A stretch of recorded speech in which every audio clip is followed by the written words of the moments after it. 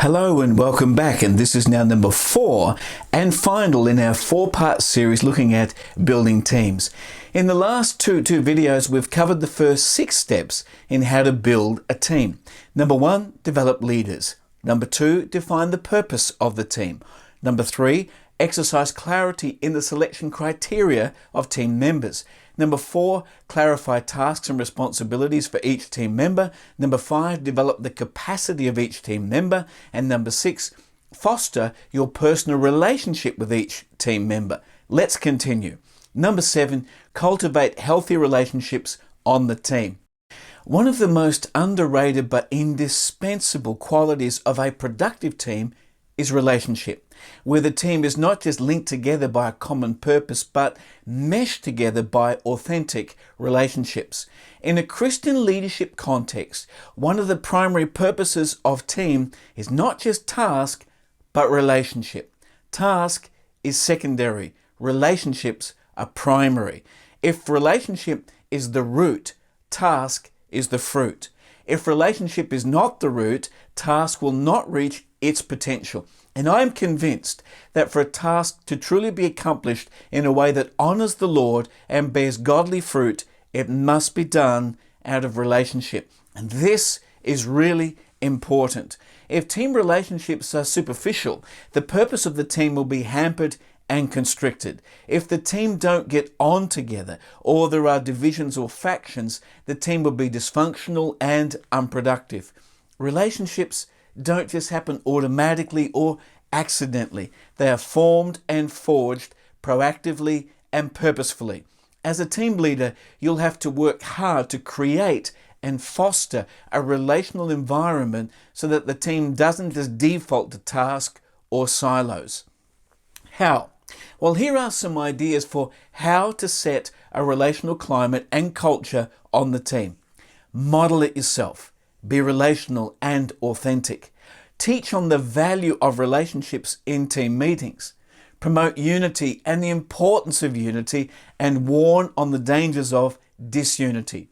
Mediate if there is a broken or strained relationship among team members. Be proactive. Bring people together and show them how to resolve any and every conflict. Spend time together socially. Have fun together. Laugh together. Enjoy being together. Take time in every team meeting to do something relational, like inviting testimonies, asking people to share funny things that have happened to them, celebrate birthdays or milestones. Let others know when one team member is facing difficult circumstances. Undergirding it all should be praying together. Number 8, communicate clearly with the team. Another key in building a great team is to communicate clearly through the most appropriate means. There are many different ways for a team to communicate, such as one-on-one, personally, phone, letter, email, text, social media, team meeting, or a public announcement. To determine the most appropriate means, ask the following guiding questions. Who needs to know? Who needs to know what? In what order do they need to know? When do they need to know by? Who is the best person to communicate the information? What is the nature of the information? Is it sensitive or public? What is the appropriate mode of communication? What is the time frame to communicate with the respective people or group? And who will be responsible to ensure it is communicated? It is vital to plan communication, so I suggest you delegate someone to take responsibility for it and have some mechanism to ensure the communication lines and channels are effective. If the communication is of a sensitive nature, such as conflict resolution or correction, never do so via email, social media, or text. This should always be done personally, wherever possible, face to face, and somewhere quiet so that there will not be a disturbance or distraction. Written communication doesn't convey the heart or the tone or facial expressions and can be easily misinterpreted or misunderstood. To achieve resolution or reconciliation, it is always wise and best for it to be done one-on-one. Communication is two-way. There may be someone responsible to communicate to the team, but there is also a responsibility for each team member to reciprocate, respond, and understand what is being communicated.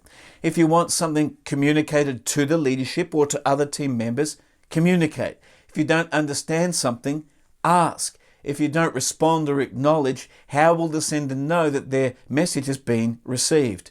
Work hard on communication. It is a key. Number 9, meet regularly as a team.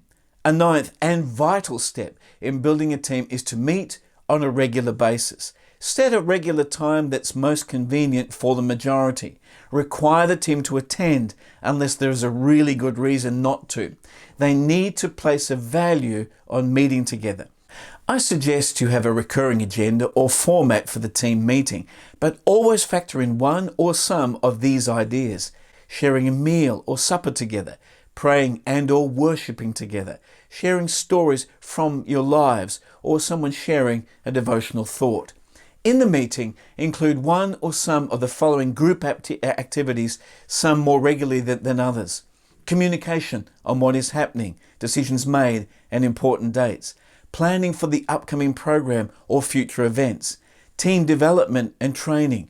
Brainstorming, strategic planning, problem solving, debriefing, and again, praying together. Good communication is critical. Number 10, develop the team as a whole to maximize its full potential. This is the final step in our module. And back in point 5, we spoke about helping each team member to develop personally. But in this point, I want to explore how we as a team leader can help the team as a whole maximize its potential. And here are some practical ideas I've heard from some great leaders or learned personally on how to do so. And some have already been mentioned in other points. Keep the team members focused on the mission and vision of the church or ministry. Maximize each team member's contribution, but evenly distribute the load. Raise the spirit of the team and reinforce the importance of team relationships. Enforce the values the team operates by and constantly teach on them. Expose them to experienced leadership speakers for development and training, whether live or on YouTube or a clip. Lead problem-solving exercises and involve them in strategic planning. Use your influence to obtain needed resources. Recognize and reward the extraordinary efforts of team members. Discipline members who are slacking off. Celebrate when goals or objectives are achieved. Resolve conflicts or friction quickly and biblically. Establish clear team goals. Enjoy social times together outside of the church environment. Finally, let's do a quick summary of the whole module. This module began by stating that all leaders, despite their skills and gifts, have a limited and finite capacity. And the key to multiplying effective ministry is to develop teams. To lay the groundwork, the biblical basis for the practice of building teams was laid. Team ministry is a biblical concept grounded in God's essential nature as Trinity. We noted that Jesus, Paul, and the apostles all modeled the principle of team ministry. We then focused on how to build teams, and we outlined 10 steps. Number 1, develop leaders. An important first step, which built on the previous module, was to be developing, discipling leaders so there is a pool of potential people to draw from. Number 2, define the purpose of the team. Why does it exist? What exactly will it do? Number 3, exercise clarity in the selection criteria of team members.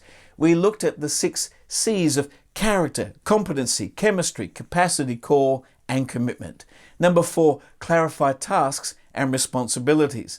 This is helping each team member know what they're responsible for and who they're responsible to. Number 5, develop the capacity of each team member. Develop their personal potential as a leader. Number 6, foster your personal relationship with each team member. Get to know them, believe in them, and draw out their best. Number 7, cultivate healthy relationships on the team. Relationships among the team are just as important, if not more important, than the task of the team. Number 8, communicate clearly with the team. Good communication is a vital key. Number 9, meet regularly as a team. And number 10, develop the team as a whole to maximize its potential. Well, that's it for this module. I trust that you found it practical and applicable. There are many more modules to come. See you then. God bless.